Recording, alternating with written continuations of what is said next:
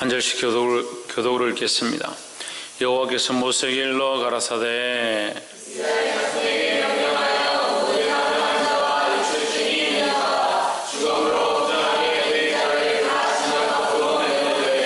물은 남녀하고 다 진 밖으로 내어보내어 그들로 신을 더럽히게 말라. 내가 그 진 가운데 거하느니라 하시매.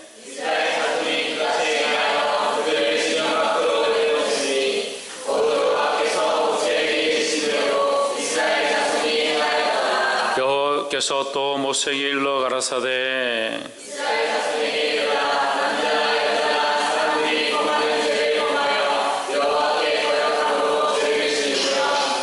그 지은 죄를 자복하고 그 죄값을 온전히 갚되 5분의 1을 더하여 그가 죄를 얻었던 그 본주에게 돌려줄 것이요.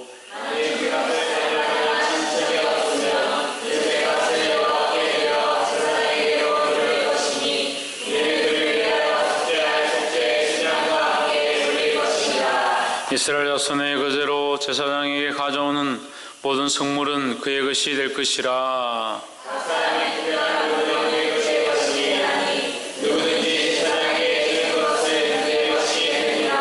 여호와께서 모세에게 일러 가라사대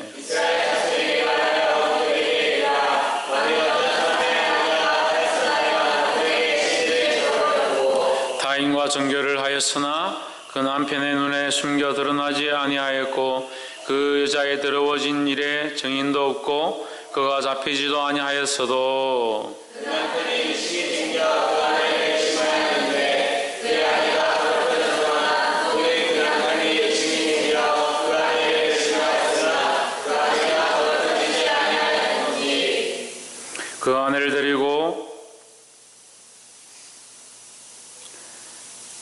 데리고 제사장에게로 가서 그를 위하여 보리가루 에바 10분의 1을 예물로 드리되 그것에 기름도 붓지 말고 유향도 두지 말라. 이는 의심의 소재요 생각하게 하는 소재니 곧 죄악을 생각하게 하는 것이니라. 토기에 거룩한 물을 담고 성막 바닥에 티끌을 취하여 물에 넣고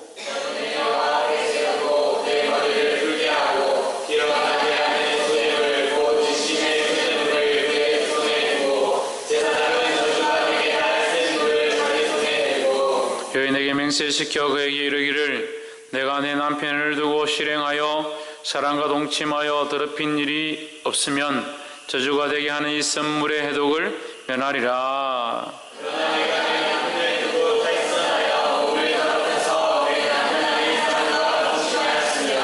제사장이 그 여인으로 저주의 맹세를 하게 하고 그 여인에게 말할지니라. 여호와께서 내 넓적다리로 떨어지고 내 배로 부어서 너로 내 백성 중에 저주거리 맹세거리가 되게 하실지라.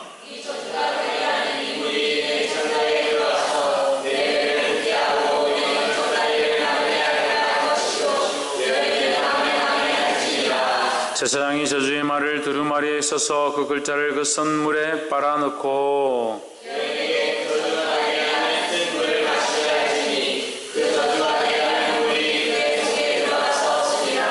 제사장이 먼저 그 여인의 손에서 의심의 소재물을 취하여 그 소재물을 여호와 앞에 흔들고 가지고 단으로 가서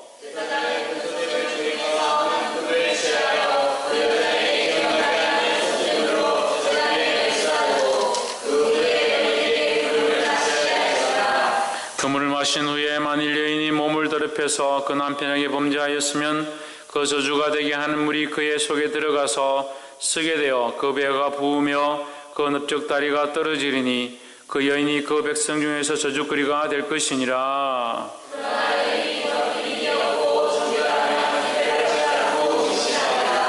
이는 의심의 법이니 아내가 그 남편을 두고 실행하여 더럽힌 때나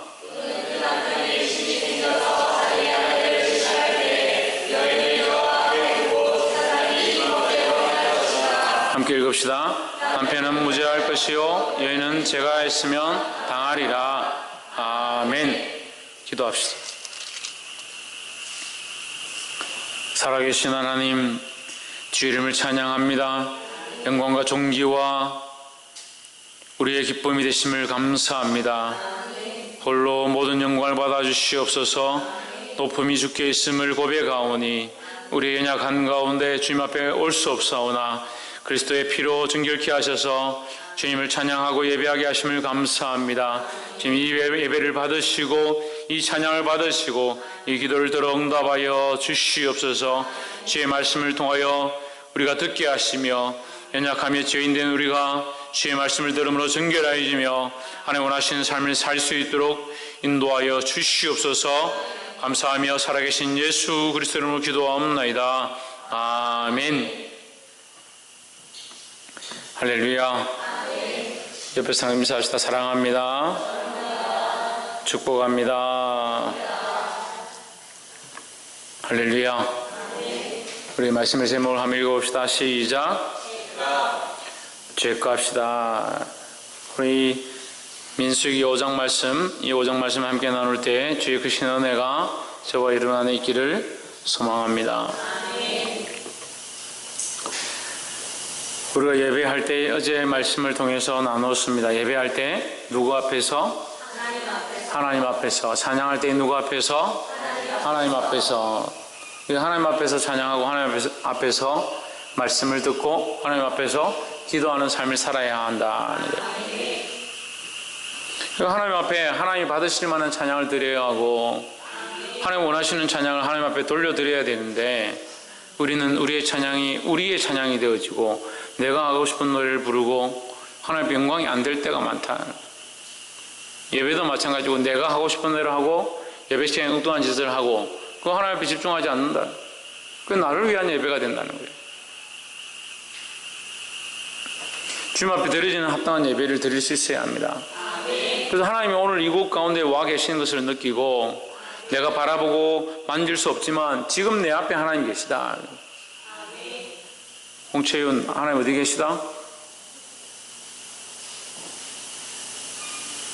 뭐라고?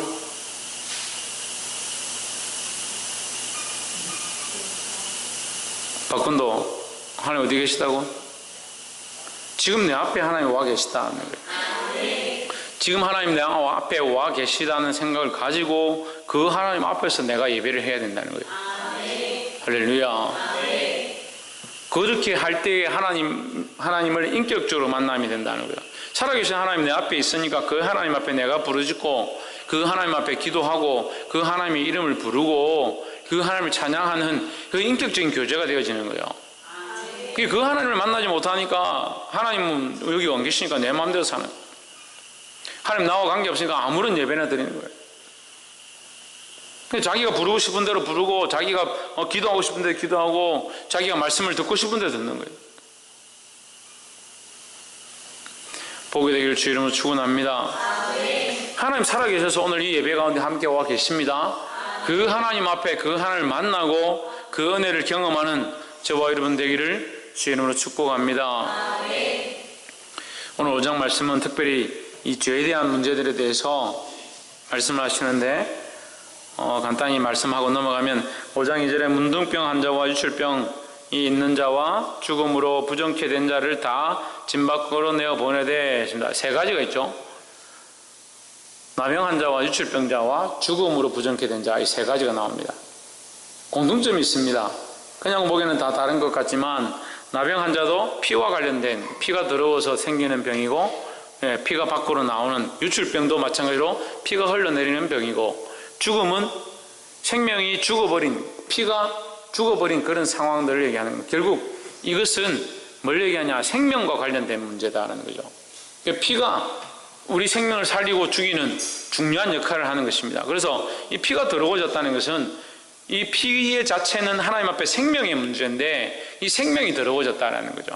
그래서 피를 함부로 만지는 것도 거룩하지 않고 죽은 피를 만지는 것은 더 부정하다 이렇게 표현하는 겁니다. 그래서 피는 하나님 앞에 뭐다? 생명이다라는 거죠. 그래서 나병 환자 또한 이 피와 관련되어져 있는 부정에 있고 유출병 환자도 피와 관련되어진 부정함에 있다. 또한 죽은 그 시체는 또 피로 말미암은 죽음이 있으니까 그것 또한 부정하다. 이 생명과 관련된 문제, 생명과 관련된 이 문제들이 있을 때 부정하다라고 말씀하시는 거예요.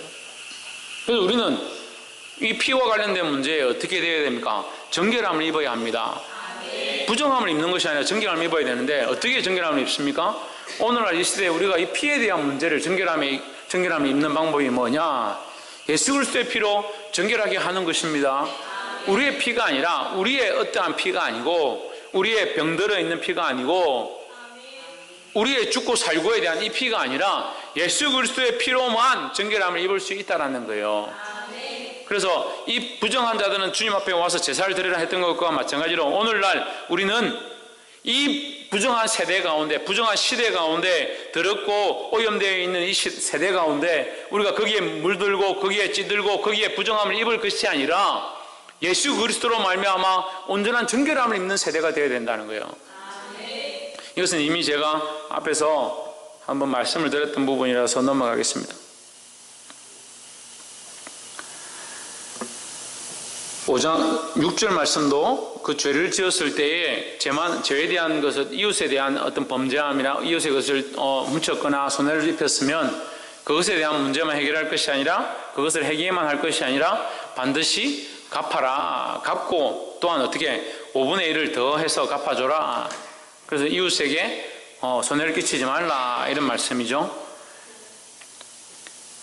17절 한 말씀 봅시다. 이제 우리가 본문의 말씀, 죄값에 대한 부분을 우리가 함께 보겠습니다. 17절, 토기에 거룩한 물을 담고 성막 바닥에 티끌을 취하여 물에 넣고 라는 말씀이 나옵니다.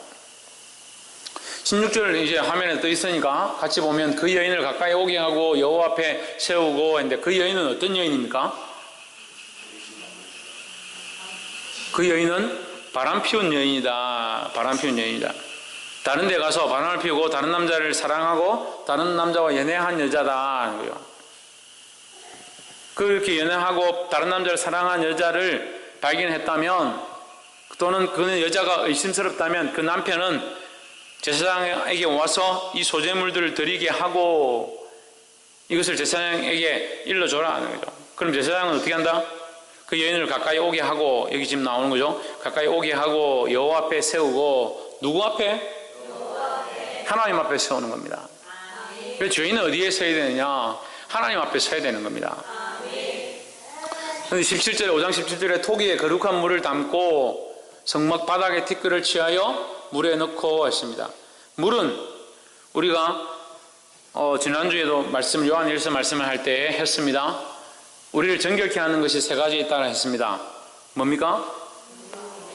물과 불과 성령이다. 물과 불과 성령이다. 우리를 정결케 하는 것, 물로 정결케 하고 불로 태우고 성령으로 정결케 한다.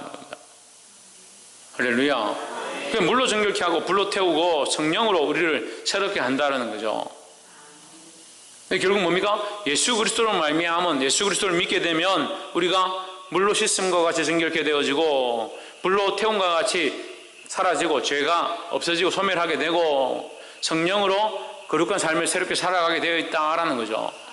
그래서 여기 물이 나옵니다. 토기에 거룩한 물을 담고, 거룩한 물은 뭡니까? 거룩하게 하는 물이죠. 또 거룩하게 살리는 물이다라고 볼 수 있습니다. 그럼 토기에 거룩한 물을 담았다는 것은 이 여인이 범죄했다면 거룩한 물을 먹으면 어떻게 되겠습니까? 살겠죠.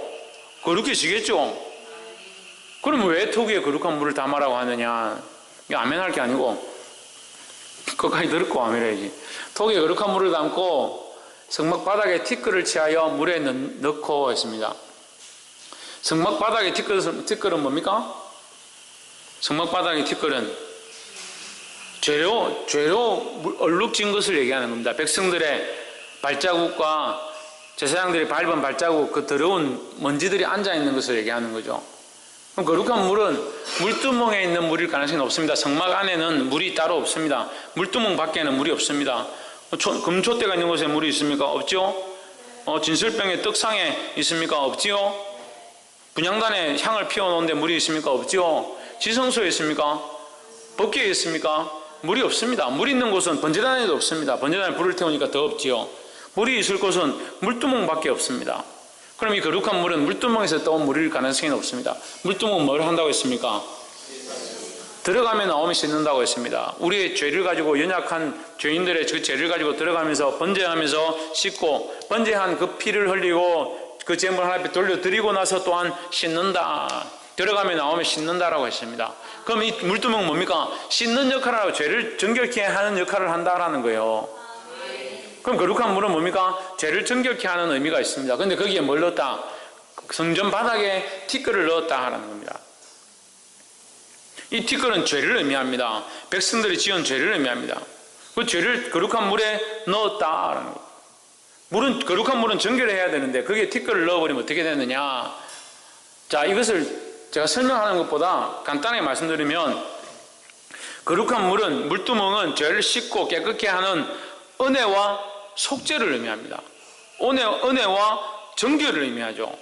근데 거기다 이 성막 바닥에 티끌을 담으면 이게 뭐가 되냐면 반대가 되는 겁니다. 은혜의 반대가 뭡니까?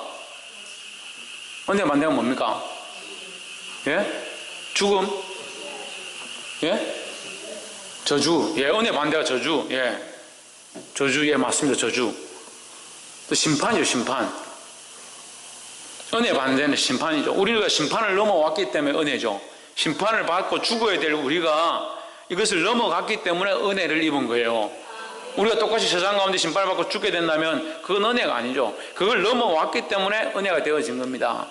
그래, 은혜나 저주나 같은 말인데, 심판이나 저주나 같은 말인데, 우리가 이 은혜를 말미암아 하나님 앞에 있는 것인데, 이 성막에 티끌을 갖다 그 물에 담으면 이게 뭐가 되냐면 심판이 되는 거죠. 정결케 하고 속죄가 되어야 되는데, 이 물이 정결케 하고 속죄가 되어야 되는데, 이게 티끌을 담음으로 반대가 되는데 뭐가 되냐? 정죄가 됩니다. 그래서 이 물을 마시는 자는 뭘 입는다? 정죄를 입는다. 정죄를 입니다. 저주가 되고 정죄를 입으니까 이 물을 마셔서 죄를 지으면, 죄를 지은 자는 어떻게? 정죄를 받게 된다는 거예요.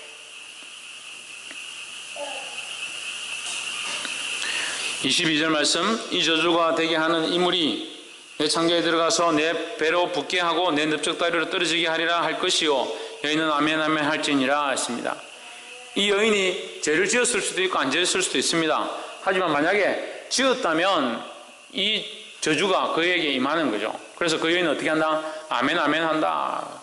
내 창자에 들어가서 내 배를 붓게 하고 넓적다리를 마르게 하리라. 이 넓적다리는 우리가 이제 여인들의 이것을 성경에 기록하기가 표현하기가 애매해서 넓적다리라고 했고, 이 넓적다리는 여인의 성적 생성력을 얘기하는 거예요. 생산력을 얘기하는 거예요. 자녀를 낳는 것을 얘기합니다. 이걸 어떻게 할 수 있냐면 뒤에 보면 넓적다리가 떨어지고 잉태치 못할 것이요 했습니다. 뒤에 말씀해 보시면 28절, 그러나 여인이 더럽힌 일이 없고 정결하면 해를 받지 않고 뭐하리라? 임신하리라, 잉태하리라. 넓적다리와 잉태하리라고 무슨 상관이 있습니까? 저주를 받으면 넓적다리가 떨어지는데 저주를 받지 않으면 잉태하리라. 잉태하는 것과 이 넓적다리가 관계가 있다. 그래서 이 여인의 잉태하는 이 모양을 얘기하는 것이죠. 그래서 이 여인이 만약에 범죄를 했든 안 했든 그 제사장 앞에 와서 어떻게 한다? 맹세한다. 누구 앞에 서 있기 때문에? 하나님 앞에 서 있기 때문에, 여호와 앞에 서 있기 때문에 거기서 맹세한다. 맹세하는 것은 어떻게 된다? 이루어지게 돼 있다라는 거죠. 그래서 우리는 이 말씀을 들을 때 뭐합니까? 말씀을 듣고 뭐합니까? 아멘 하죠. 아멘. 아멘 하는 것은 뭡니까? 아멘 하는 것은 맹세하는 것이 아니라 그렇게 될 줄 믿는 겁니다. 그렇게 되기를 원한다는 겁니다. 그 여인이 네가 만약에 그렇게 했으면 네 넓적다리 떨어지고 배가 부르고 넓적다리가 떨어질 것이다, 이렇게 할 때 뭐라고 하냐? 아멘 아멘 했다는 거죠. 그럼 그 말씀이 내게 이루어지다 라는 거예요. 그렇죠? 아멘은 그 말씀이 내게 이루어지다 라고 하는 거예요.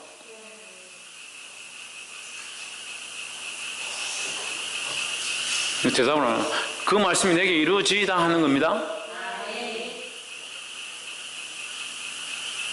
우리에게는 특징이 있어요.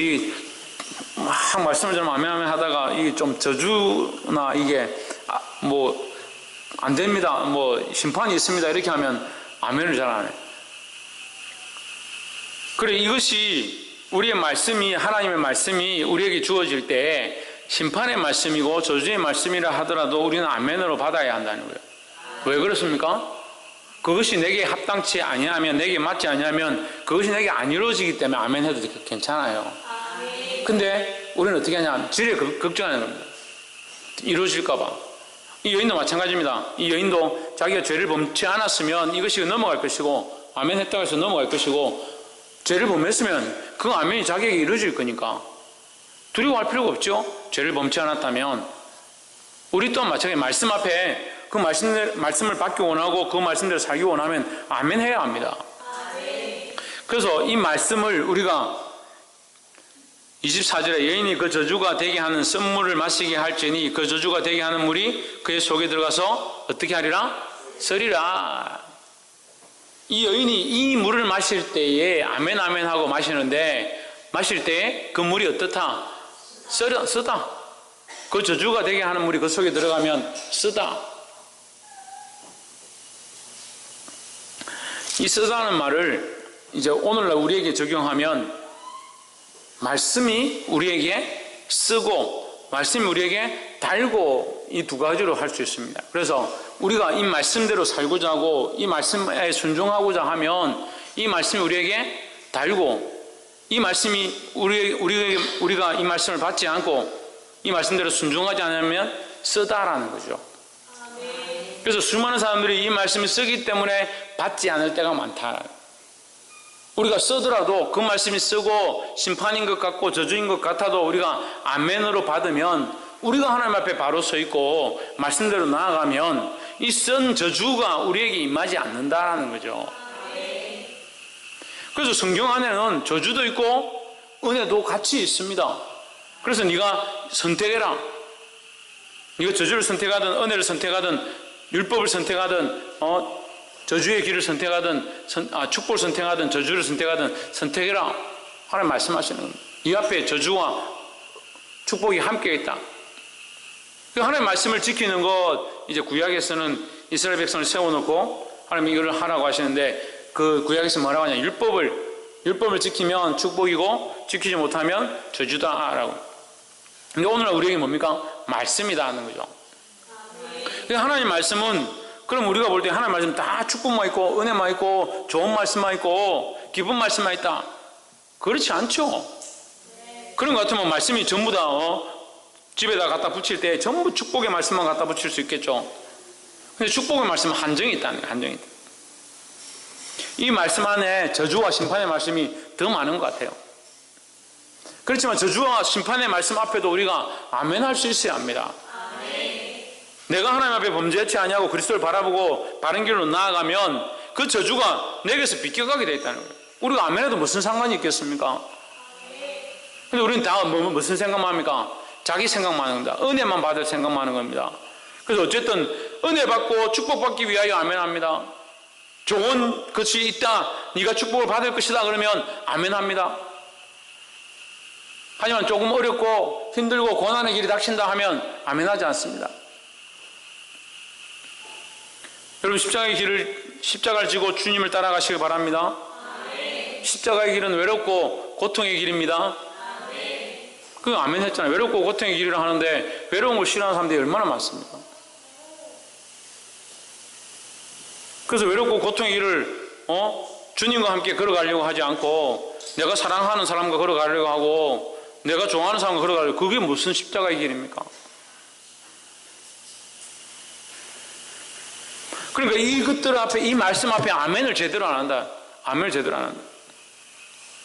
자기를 부인하고 자기 십자가를 지고 나를 쫓을 것이나 주님 말씀하셨는데 자기를 부인할 생각이 없다.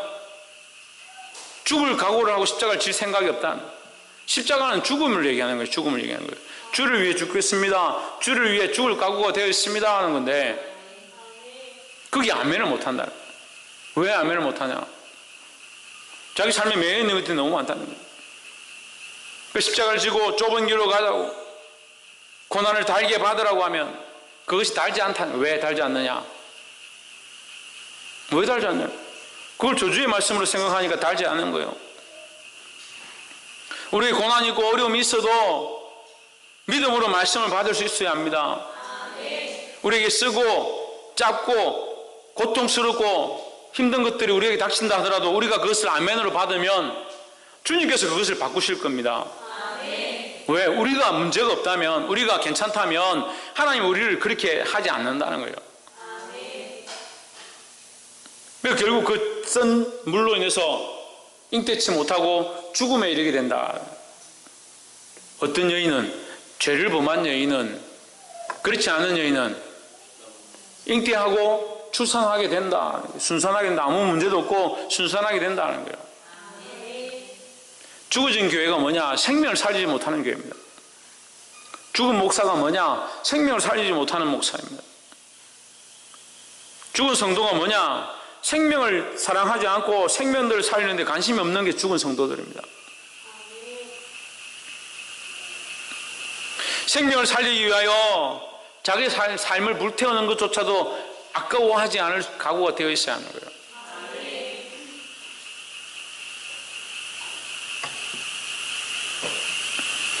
말씀을 맺겠습니다. 생명을 살리기 위하여 자기 삶을 불태우고 이 쓴물을 마실 각오를 해야 하는데 그게 잘 안 되는 거죠.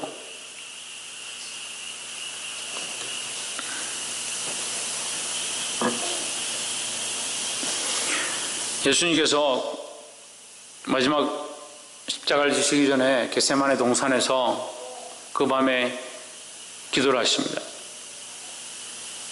주여 할 수만 있으면 이 잔을 내게서 옮겨 주시옵소서. 아버지여 이 잔을 내게서 옮겨 주시옵소서. 그 잔이 뭐냐? 그 잔이 쓴 잔이라는 거예요. 저주의 잔이라는 거예요. 이것이 저주고 이것이 쓰고 이것을 먹으면 고통스러운 줄 알고 있습니다. 그렇지만 주님은 이 길을 선택하십니다. 아버지의 뜻대로 하겠습니다. 아버지의 내 뜻대로 마시고 아버지의 뜻대로 하옵소서. 그렇게 기도합니다. 그런데 사랑하는 성도 여러분, 우리가 우리의 뜻을 선택합니까? 아버지의 뜻을 선택합니까? 자기를 돌아봐야 합니다. 다들 아멘은 잘해요.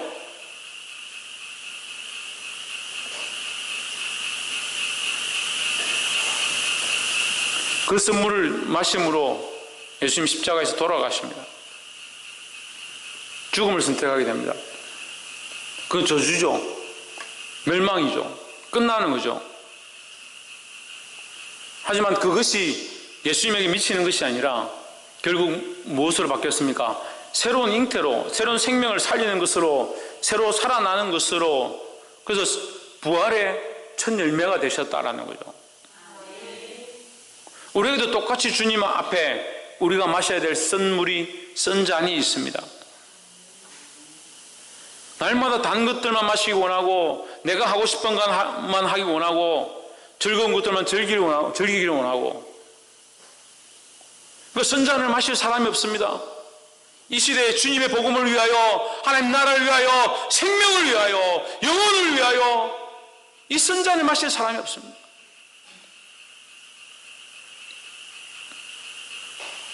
지금 당장 죽는 것 같고 지금 당장 고통스럽고 지금 당장 망하는 것처럼 보여도 아멘하고 이것을 마셔야 합니다.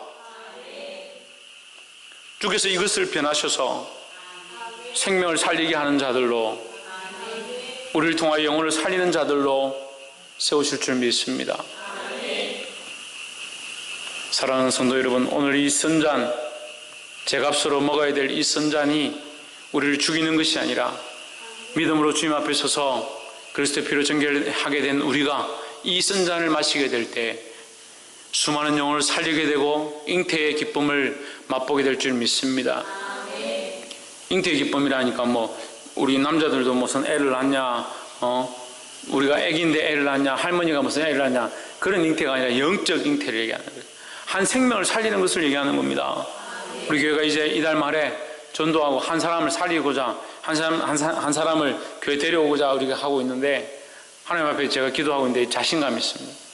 한 사람 살릴 수 있습니다. 하나님께서 우리 교회 가운데 지금 축복하시고 교회를 확장케 하실 줄 믿습니다. 그 믿음을 가지고 우리가 이 한 명 전도하는 것이 쓴 잔을 마시는 것 같고 고통스럽다 하더라도 내가 즐겨하는 것을 끊을 수 있고 믿음으로 이것을 마실 때 주께서 우리 안에 저주가 되지 아니하고 생명을 살리는 일로 축복하실 줄 믿습니다. 이 은혜가 저와 여러분 안에 있어서 그것을 바라보고 묵도하고 경험한 바 되기를 주의 이름으로 축복합니다. 기도하겠습니다. 이 시간 하나님 앞에 이 말씀을 기억하면서